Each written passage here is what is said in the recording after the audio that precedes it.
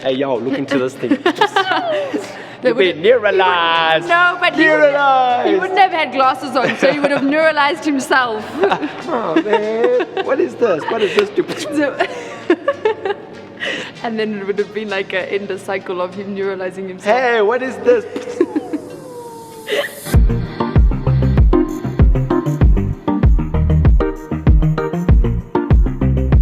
What's up? Hi, I'm Ryan. And I'm Sash. And you're watching The Movie Show. here on Active TV. Ta-da! Today we've got an interesting show for you. We do. So we are looking at Did Men in Black International Flop? Because if you search on like YouTube and all over the internet, most of the stuff you find is Men in Black International was a complete flop. We're going to tally up the good things and the bad things, and then at the end we're going to look at our total score and then decide, was it a flop or was it a cool movie? Was it a flop? Wasn't it a Did flop? it flop, man? We don't know. I don't know, my brother. I don't know. But number one, on the good side, they had really good actors, right? They really did. Chirs Hemsworth, Tessa Thompson, and also Emma Thompson. Right, and don't forget Liam Neeson. He was epic. Yes. He's got that voice, you know. Number two is, apparently in the beginning stages of this movie, they wanted to merge this Men in Black with the remake of 21 Jump Street.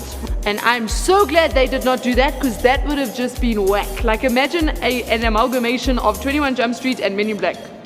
The fact that they didn't do that was really good. Thank you. That was a good thing that they did not do. Imagine if they had a cap. Hey yo, look into this thing. You've been neuralized. No, but he wouldn't have had glasses on, so he would have neuralized himself. Oh man, what is this? What is this? And then it would have been like an endless cycle of him neuralizing himself. Hey, what is this?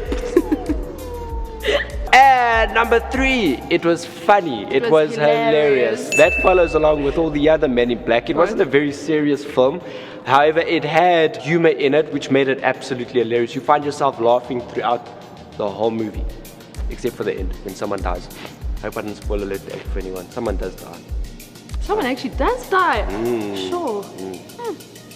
The next thing is that originally when Chirs Hemsworth and Tessa Thompson actually signed on to do Men in Black, the reason they agreed to do it was because they said the original script was brilliant. The storyline was amazing. However, there were a lot of problems and like bad things that they ran into, and as a result that original script actually changed. So the version of the film that we watched was not that original script. And for me personally, the storyline did kind of like so, right, that was one of the bad things.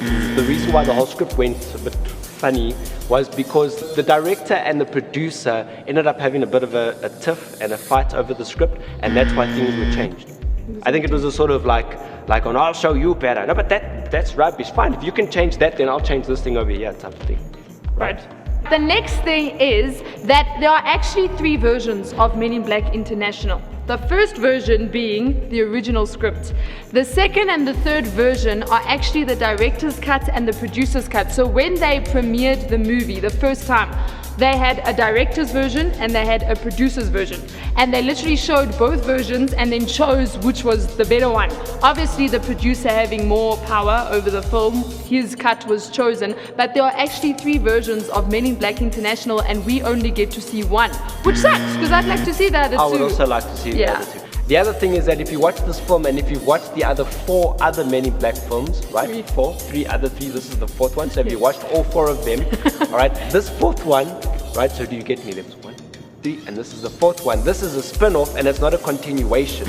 Now it would have been cool to be a continuation because, you know, when you start watching it, you're like, hey, I wonder where Will Smith is, where Tommy Lee Jones is. I wonder where they are. Even if they put them as a waiter or something like that, you know, like them serving them coffee, and then like while they're serving coffee, they like look at him, and then they look at each other, and I look at you, then you look back at me, and the next one is like, and then they continue. You know, just something like that would have been pretty cool. I mean, MIB in New York was in it. Yeah. So what happened?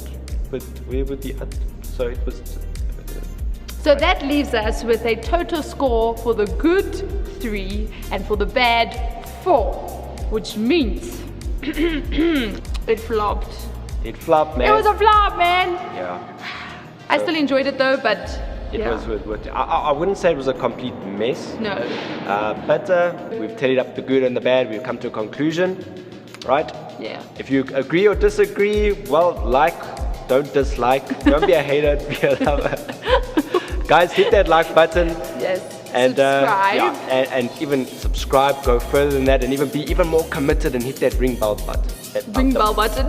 The ring bell button. The bell button. And then you'll get a notification whenever a new show comes out. Who knows what we're going to talk about next, right?